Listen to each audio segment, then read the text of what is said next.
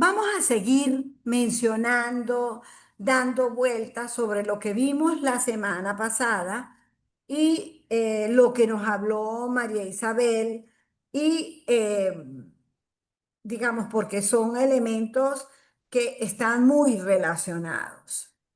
Siguiendo en la misma onda de la poesía, me gustó mucho este poema de Pablo Neruda porque de alguna manera se refiere a lo que hemos mencionado de que como haya sido nuestra vida, así vamos a tener también el proceso del final. Fíjense, dice Pablo Neruda. ¿Cuánto vive el hombre por fin? ¿Vive 1000 años o uno solo?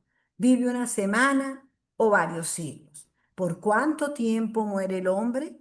¿Qué quiere decir para siempre?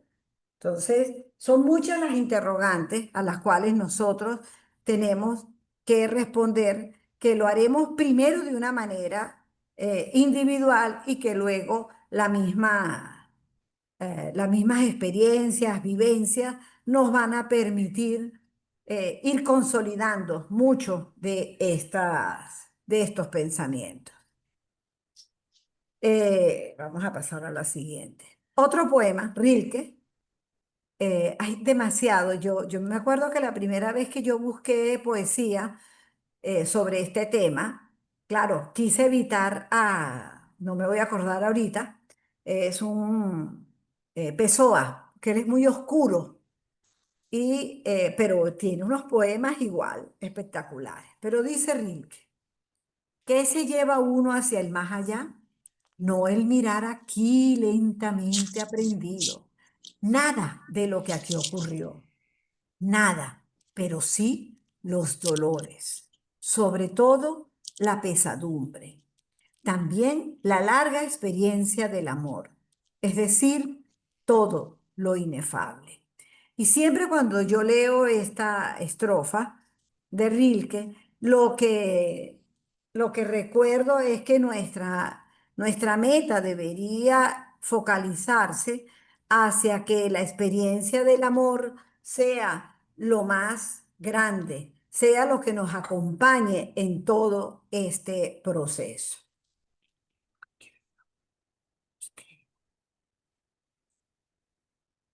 Ok, ahora, ¿por qué nos ocupa tanto el tema del, del morir, de nuestro final? Estamos en una sociedad que cada vez la biotecnología va subiendo, se va haciendo más y más eh, abarcadora, capaz de responder a diferentes situaciones.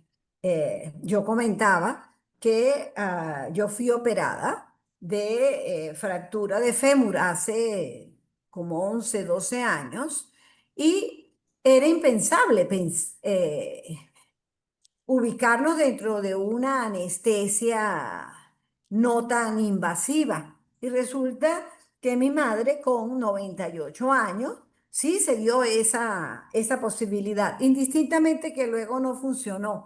Pero yo decía, wow, esto es algo muy focalizado como es la anestesia, pero igual, en cualquier otra situación, lo que hasta hace nada no era ni pensable, hoy en día ya es una realidad. Y todo esto, claro, que nos ha llevado a que cada vez debemos responder a lo que es las enfermedades crónicas, al envejecimiento poblacional y con ello a todos los avatares de la terminalidad. Yo me acuerdo cuando yo estudié, cuando se hablaba de unos pacientes en diálisis peritoneal o en hemodiálisis, eso era algo así como que ya tenía su final marcado y resulta que cuántas cosas, ya a la sobrevivencia, ya una serie de detalles que precisamente van prolongando nuestras expectativas de vida. Y lo importante aquí es insistir, no es tanto el número de años, sino la manera como se transcurre. Ahora, ¿cuál es nuestro centro? La persona, el enfermo. Todos nosotros estamos, como y somos miembros de un equipo de salud, porque estamos precisamente orientados a la satisfacción de las necesidades de esa persona que necesita de cada uno de nosotros, en donde la sumatoria de nuestras actuaciones es lo que nos debería llevar a esa ayuda personalizada, a ese verdadero concepto del cuidado. Hablar de enfermedad o hablar de salud son conceptos un tanto confusos. Bueno, pero si lograron definir qué era la muerte, pues yo creo que vamos a poder llegar. Lo que sí cada vez está más demostrado es que estos son procesos. Ahora, ¿qué sucede cuando nos visualizamos esa línea de la salud y la enfermedad? Que estamos más focalizados hacia lo patológico. Entonces, más bien yo quisiera que nos trasladáramos hacia la línea del bienestar y el sufrimiento, conceptos muy personales y que van a poder ser definidos solo por cada uno de nosotros, en donde cada uno en nuestra individualidad, con nuestra propia historicidad, vamos a dar una respuesta y vamos a interpretar de una manera distinta por lo que tengamos que responder. Entonces, la manera como nosotros abordamos nuestra actuación, nuestra visión de la vida, tiene diferentes perspectivas. En este caso, vemos cómo mm, Mainet nos dice que tenemos o la posición hipocrática o la desiderativa. Ok, entonces tenemos estas dos posiciones, la hipocrática o la desiderativa. ¿Qué nos plantea Mainetti? La hipocrática se refiere a aliviar el dolor, reducir la violencia de la enfermedad, abstenerse del tratar de curar a aquellos a quienes la enfermedad ha conquistado. Pero nada es absoluto. Tenemos también la desiderativa, en donde podemos agarrarnos en la estructura tecnocientífica y pretender luchar contra la muerte y agarrarnos como la tabla de salvación, la vida, aún en condiciones más extremas. Entonces, es por eso que yo, una gran seguidora del cine y básicamente por lo que él a veces nos logra presentar ante nuestros ojos. No siempre tenemos la posibilidad, desafortunadamente, de vivir todo lo que es la vida, pero a veces el cine sí nos los da. Entonces, esta es una película muy vieja, acaban de sacar la nueva versión.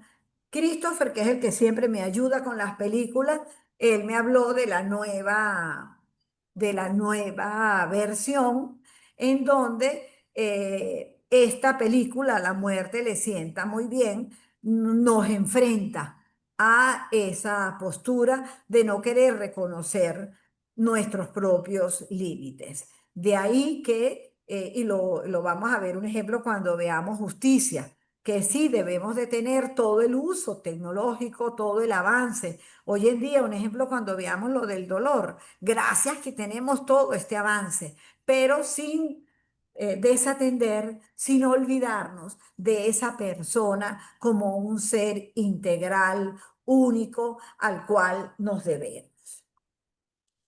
Siempre se ha discutido si es curar y cuidar. Desde el punto de vista de los términos, ambos palabras tienen mucho en común. ¿Ok?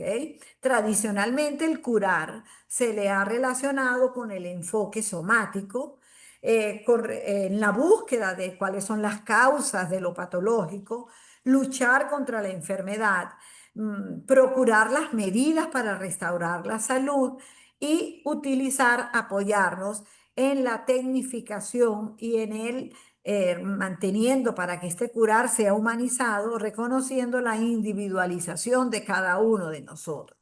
Mientras que en el cuidar, no ya nuestro marco de referencia se amplía, el enfoque ya es biopsicosocial y axiológico, en donde nos focalizamos y nos ubicamos es desde la postura de la persona, del que sufre, de el enfermo, que tiene unas necesidades que solo él estará realmente en la posibilidad de decir qué es lo que le suministra bienestar. A esto es a lo que se llama humanización.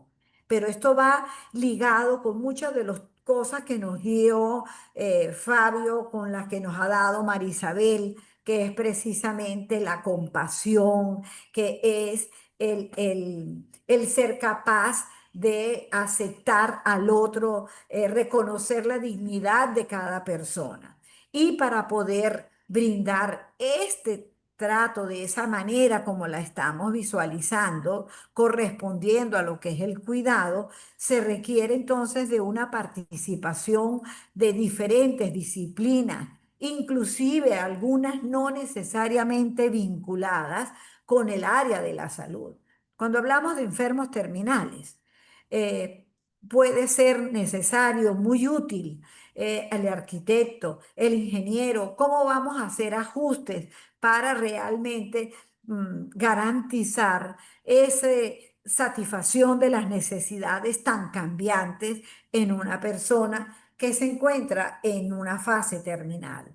Y reconocemos a la familia como el gran aliado a la hora de que procuramos atender esa situación, ese proceso de crisis cambiantes continuos que la persona ha de presentar. Es la familia la que está en mejores posibilidades de conocer qué es lo que le trae alivio, es el que conoce cuáles son las imágenes, las fotos que más lo conmovían, la música que le daba paz. Hay esta frase, a mí siempre, y decía que el miércoles tuve que tener un diálogo, estaba pidiendo una asistencia médica y me dicen, pero es que nosotros nos pegamos al protocolo. Yo le digo, un momento, existen protocolos, pero también está la necesidad del paciente y usted no se puede hacer sordo a lo que se le está planteando. Entonces, como no aceptábamos una hospitalización, entonces se planteó y se realizó el abandono. Fue cuando los llamé y les dije, usted entonces asume que está abandonando. Dígame cuál es su deber. Entonces, esta frase me parece fundamental. Si puedes curar, cura. Si no puedes curar, alivia. Y si no puedes aliviar, consuela. Siempre, siempre se puede hacer algo. Desde el momento cuando yo soy capaz de conmoverme por lo que le sucede al otro, en ese momento ya estoy colocándome en la misma sintonía y estoy más cercano a poder ayudar en la medida que ese otro necesita. No me voy a acordar el filósofo que habla precisamente de eso. Cuando yo me veo reflejada en el otro, quizás la psicólogo me recuerda eh, el nombre de ese autor, filósofo. Aquí vemos de ahí que me encanta tanto esta imagen de Frida Kahlo. Ahora, caemos entonces a lo que es eh, esto tan descuidado, tan abandonado en nuestro país, que son los cuidados paliativos. Y aquí yo hago una salvedad. Siempre como un llamado, ¿ok? Alguien me dirá, pero sí, en mi hospital existen cuidados paliativos. No, no, ya va. Nosotros somos muy buenos para poner rótulos. Rótulo de cuidados intensivos y es unas camas al final de un pasillo en donde no se consideró para nada lo que tenía que ser una unidad de cuidados intensivos que cumpliera con su función. Y no es conformarnos con que esto es lo que hay, ¿ok? Igualito pasa con cuidados paliativos.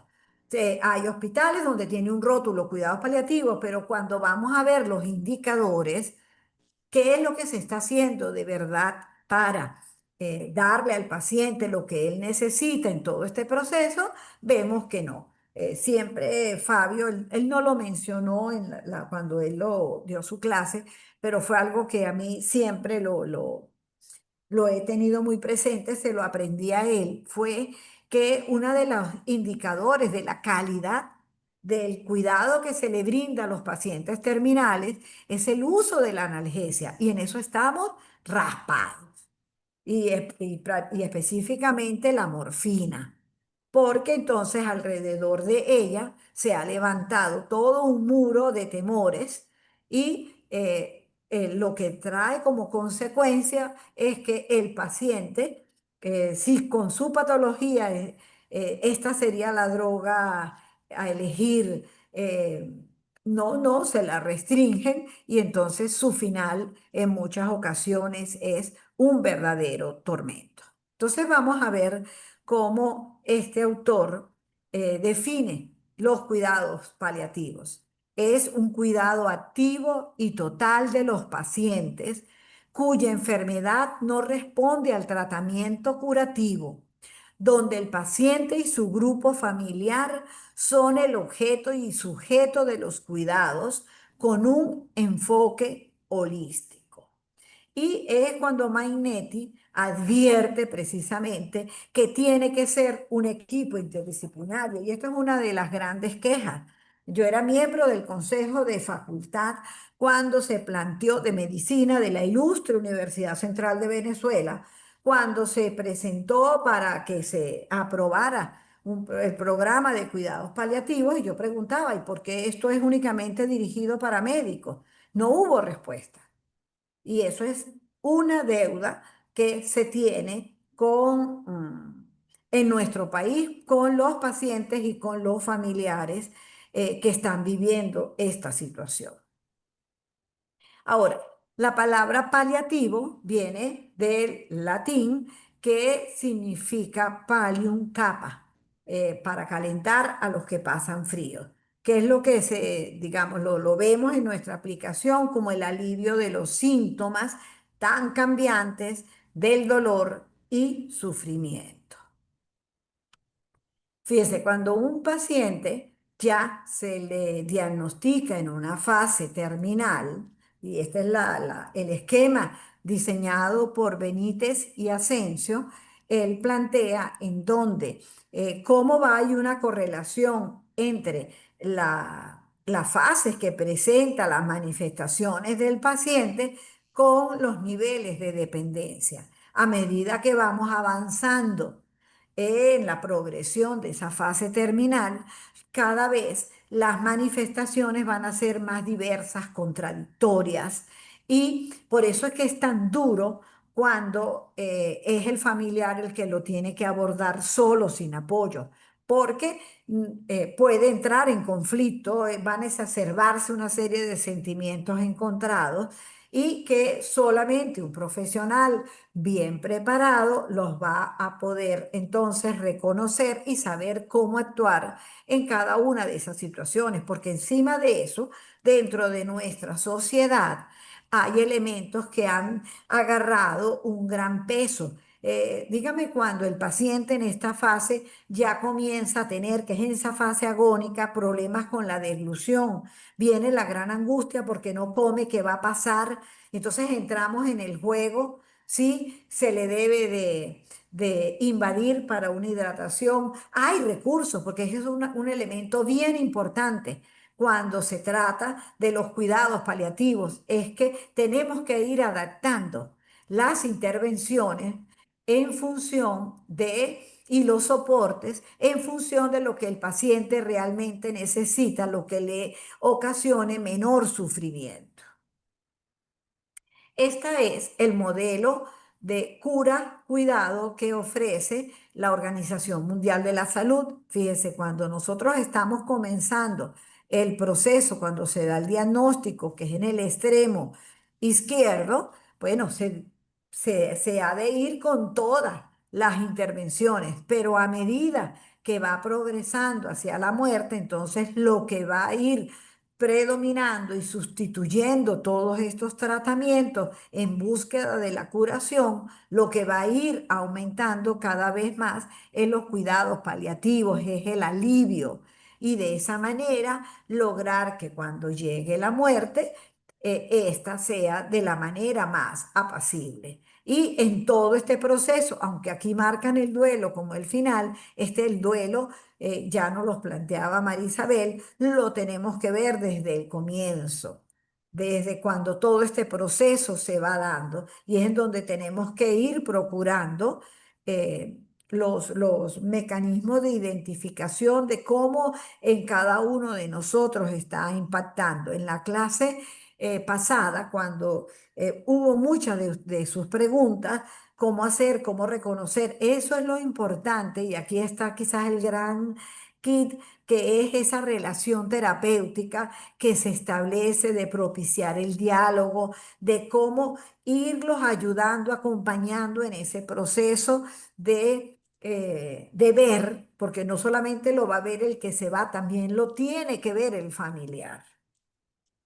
porque si no entramos en el choque que alguno de ustedes también mencionó temprano, y son las negaciones. Y nosotros inclusive estamos en la obligación, y si es un equipo bien conformado, para ir apoyando a la familia, ir dándoles orientaciones con respecto a cómo se van a organizar, porque ese es otro elemento, que la crisis es tal, inclusive en el ambiente familiar, que siempre se plantea que hay que cuidar al cuidador, porque si no, hasta primero se va él que el que ya está en una fase bien diagnosticada, terminal.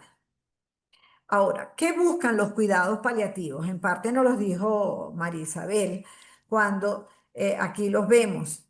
El alivio del sufrimiento y la búsqueda del confort, una mayor calidad de vida para el paciente, independencia funcional y apoyo para la elaboración del duelo a los familiares. Fíjense que aquí este término calidad de vida debería estar en mayúscula, elevado no sé cuántos números en cuanto al tamaño, porque este es el énfasis que se tiene que tener como norte a la hora de ir tomando decisiones. El enfermo terminal, él necesita, y esa es su prioridad, que le garanticen que no va a haber dolor, que va a haber un tratamiento, un control de esos síntomas tan cambiantes, la posibilidad del apoyo psicológico y espiritual, indistintamente de cuál sea la, la la creencia de cada uno.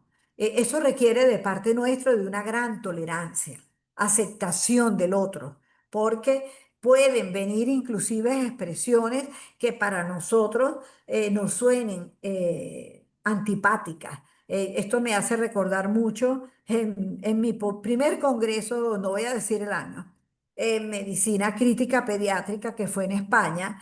Se estaba planteando precisamente el tema de cómo aceptar las prácticas espirituales de los pacientes. Y era en una unidad de cuidados intensivos de Miami, en donde precisamente hay cualquier persona con cualquier creencia. Y en este caso era un haitiano.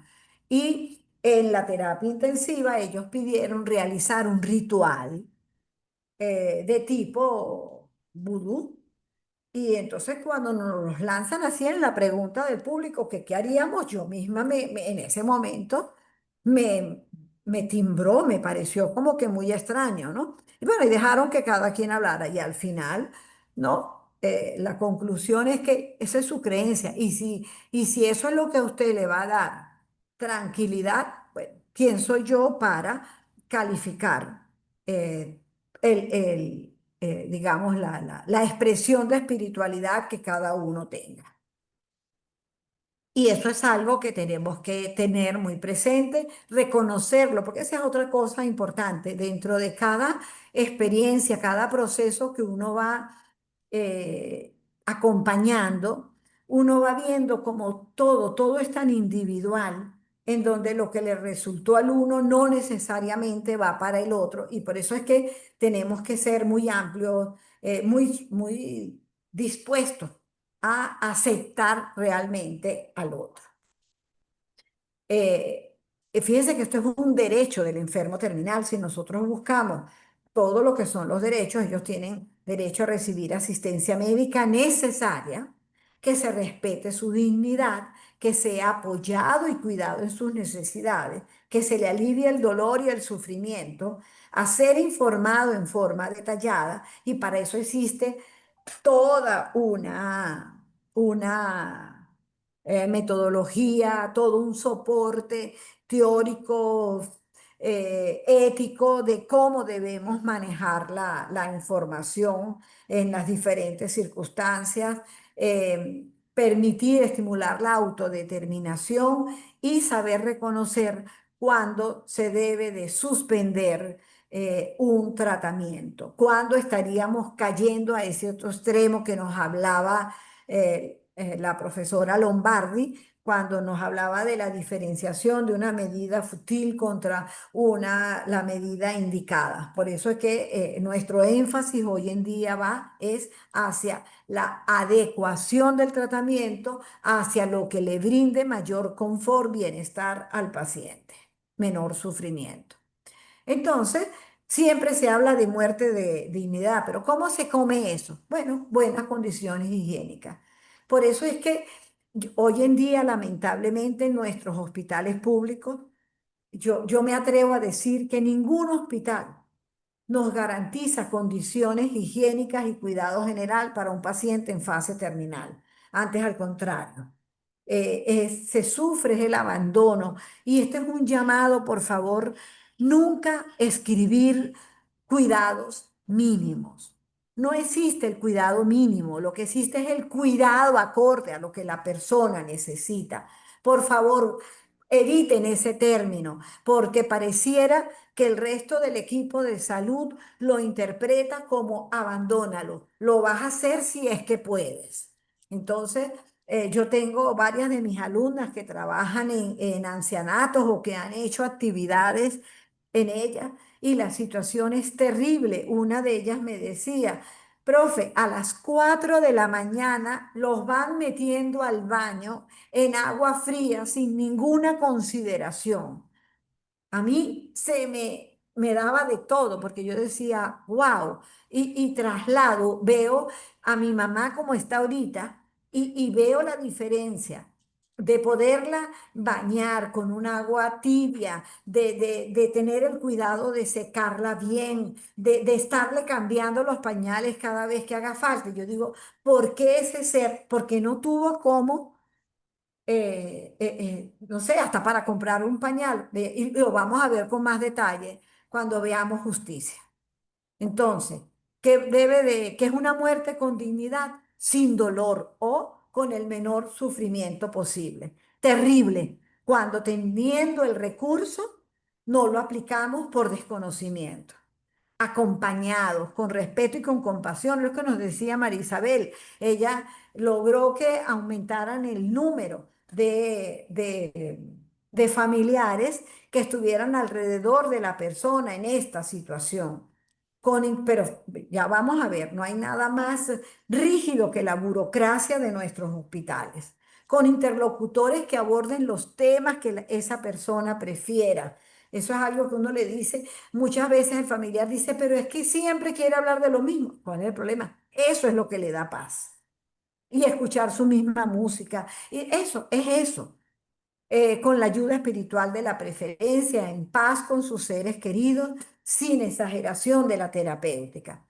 Esto de en paz con sus seres queridos es algo que yo he podido presenciar en varias ocasiones. A veces hay diferencias que en este momento salen a relucir, inclusive tratando de padres e hijos. Y a veces una frase eh, que uno lo haga, una invitación, eh, siempre tratando de minimizar la culpa. Yo me acuerdo con una persona que le dije, no, no quieres estar cerca, ok, nunca será tarde, ok. Pero el hecho de decirle eso llevó que al otro día fue a, fue a ver, ¿ok? Entonces, son esas cuestiones, es simplemente nuestra apertura. Y si se necesita del apoyo del psicólogo, del psiquiatra, darlo, propiciarlo, sugerirlo y sin exageración de la terapéutica. Entonces, ¿qué buscamos? Minimizar el sufrimiento y saber que el sufrimiento solo se va a controlar si abordamos las diferentes dimensiones que pueden estarlo induciendo, lo social, lo espiritual, lo económico, lo burocrático, lo físico, lo psíquico. A veces la familia, sin darse cuenta, comienzan a hacer planes y van dejando afuera al paciente que está en este proceso y él puede darse cuenta. Y así sucesivamente en las diferentes facetas que nos están hablando de cómo garantizar un cuidado integral. ¿Cómo lo hacemos? Bueno, cuidarnos, aprender a cómo vamos a manejarnos terapéuticamente, sabiendo que ellos están en un proceso cambiante, contradictorio, y por eso es que tenemos que ser activos, flexibles y creativos. Tenemos que aprender a comunicarnos. Aquí está la frase, esta que dice, no me acuerdo, María Isabel, si me va a recordar, que dice, yo lo generalizo a los profesionales de la salud, pero la frase dice que el médico que no sepa comunicarse va a tener que aprender a hacer milagros. Y como siempre es más fácil aprender a comunicarnos, entonces, porque de hacer milagros creo que, por lo menos yo no creo que todavía no. Prepararnos para manejar el dolor y otros síntomas, procurar en todo momento que haya una compañía.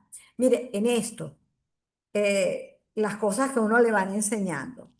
Eh, ahorita yo estoy con mi mamá en este proceso y el día miércoles estaba con una saturación que nos alertó, nos alarmó y de repente la nieta se da cuenta que agarrándole la mano y hablándole subía la saturación.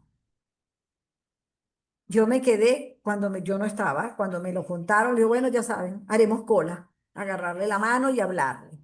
Y para mí yo lo interpreto como es el miedo, ¿ok? Ellos muchas veces son los primeros que saben lo que está pasando.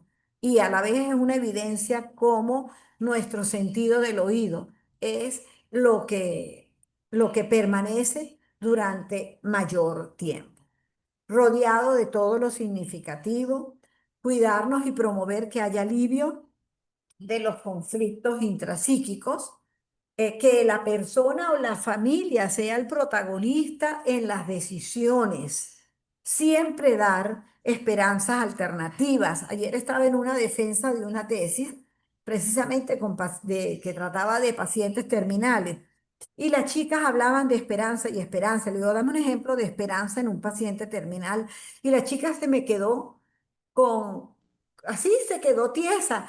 Y yo dentro de mí decía, ay, qué muérgana, ¿cómo le voy a hacer esta pregunta? No necesariamente porque no siempre nos preguntamos cómo se logra esto. Entonces, eso es importante, la esperanza alternativa. No es dar falsas esperanzas, no es decirle que va a haber un milagro, no. Es garantizar que las necesidades van a ser siempre satisfechas, que va a haber acompañamiento, expresión, es todo esto que es su derecho. Nosotros, que no va a estar abandonado, que no va a estar solo. Brindar apoyo espiritual y comodidad. Esta es la escalera analgésica. Tenemos que hacer, yo digo que todos deberíamos hacer este entrenamiento para saber en determinado momento cómo actuar. Eh, Precisamente, vuelvo con el caso de mi mamá. eh, Preguntábamos, ¿será un antibiótico? ¿Qué será?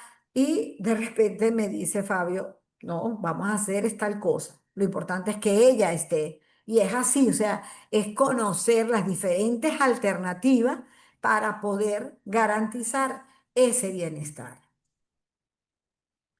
¿Qué tenemos que tener muy claro? Ahí sí, descifrar en todas sus partes. Ajá, ¿qué es eso de la dignidad? ¿Ok? ¿Qué es el principio del mal menor? Que lo vimos, nos los dio María Antonieta. ¿Cuál es la importancia de la calidad de vida? ¿Cómo se va a equilibrar con el de la sacralidad? ¿Qué es distanasia? ¿A qué vamos a llamar un tratamiento proporcionado y desproporcionado? El principio del doble efecto y a reconocer el gran papel que juega la familia en todo este proceso. ¿Qué no significa una mayor carga? No lo voy a negar. Pero entonces también podemos apoyar, orientar para que lejos de una carga sea más bien un apoyo. ¿Ok? Desde el punto de vista bioético, manejarnos y equilibrar lo que es la autonomía del paciente, la misma autonomía de la familia, la diferencia de cuándo es la beneficencia y cuándo es que es la no maleficencia la que tiene que tomar preponderancia ante la toma de decisiones y la justicia, que quizás esto, lo de justicia, es lo que yo siento tan duro en estos momentos actuales en nuestro sistema de salud. ¿Ok? eh, Profundizar, tenemos que profundizar en lo que es la ética del cuidado, en que la cual parte desde el reconocimiento de nuestra naturaleza vulnerable, de que somos dependientes, de cómo entre nosotros nos podemos apoyar y garantizar precisamente esta continuidad, esta apertura, la confianza que se necesita en estos momentos. En uno de los escritos de Feito, ella dice, la gran diferencia entre el curar y el cuidar es que en el cuidar el, la preponderancia la tiene el paciente y son esos pequeños detalles lo que nos van a permitir, los detalles que el paciente define como fundamentales, es lo que nos va a permitir precisamente ese trato individualizado, humano y tan particular que esperamos poder brindar. Se necesita también de una ética de las virtudes, nos los habló Marisabel cuando nos hablaba de la empatía, cuando nos hablaba del respeto al otro y toda esa serie de virtudes que no basta con reconocerlas, sino que tenemos que desarrollarlas. No sentirnos mal si no las logramos necesariamente desarrollar a plenitud, pero por lo menos cuando yo reconozco mi debilidad, me cuido y soy capaz de decir, en este momento no puedo y busco quien sí pueda hacerlo. Por eso es que tenemos que ser empáticos, íntegros, respetar al otro, compasivo. A mí me preocupa lo de la compasión. Hemos hecho estudios y se ha demostrado que muchas veces nos conformamos con hacer la terapéutica, pero no cuidamos el momento en que ésta se está brindando, la escucha activa y ser solidarios. Aquí está este trozo de un poema de Gieco, me parece muy oportuno cuando él plantea: solo le pido a Dios que el dolor no me sea indiferente, que la reseca muerte no me encuentre sin haber hecho lo suficiente. Nunca es tarde para aprender a, a respetar al otro en cualquiera de sus circunstancias. Esta es la casa de los cuidados paliativos. Fíjense que está soportada en la aceptación y la afirmación, pero la aceptación y la afirmación del valor del otro, del que está sufriendo, del que nos necesita, que debemos de trabajar entonces en el alivio de los síntomas del trabajo en equipo y en el apoyo psicosocial espiritual. Para eso tenemos que ser flexibles y respetarlo. Y todo eso sobre un gran techo de creatividad y belleza. Y está la otra realidad, cuando el morir se debe de dar en la casa. Pero no es desprendernos, no, este no es mi problema, lléveselo a la familia, no, esto puede significar un gran caos, una crisis difícil de superar. Esa familia va a tener temores, indudablemente que va a sobrecarga económica, física, de todo. Van a requerir entonces de ayuda especializada y saber que van a haber muchos gastos y que nosotros en un momento dado podemos orientarlos para que estos sean orientados hacia lo que realmente le va a traer alivio al paciente en esta condición. Y nuevamente, amado Nervo, muy cerca de mi ocaso, yo te bendijo vida. porque nunca me diste ni esperanza fallida, ni trabajos injustos, ni pena inmerecida. Amé, fui amado, el sol acarició mi faz. Vida, nada me debes, vida, estamos en paz. Ojalá, porque yo creo que este verso encierra en mucho lo que sería unos cuidados paliativos. Por último, lo que dice Dunstan, el éxito de los cuidados no debe ser medido solamente en las estadísticas de sobrevida, como si la muerte fuera el fracaso. Debe medirse por la calidad de vidas preservadas o restringidas y por la calidad del morir de aquellos cuyo curso fue la muerte, así como también por las interrelaciones humanas que se dan en cada muerte. Esta fue una frase que no quise dejarla, que dice, entre dos límites opuestos, de un lado la convicción profunda de que no se debe acortar la vida y del otro la visión de que no se deben prolongar la agonía, el sufrimiento y la muerte. Si reconocemos esto y logramos ese punto precisamente de lo que es la virtud, que es el equilibrio, nos vamos a ubicar en lo que es el amor. No solo para ayudarte a morir en paz, sino también a vivir hasta el día en que muere. Gracias.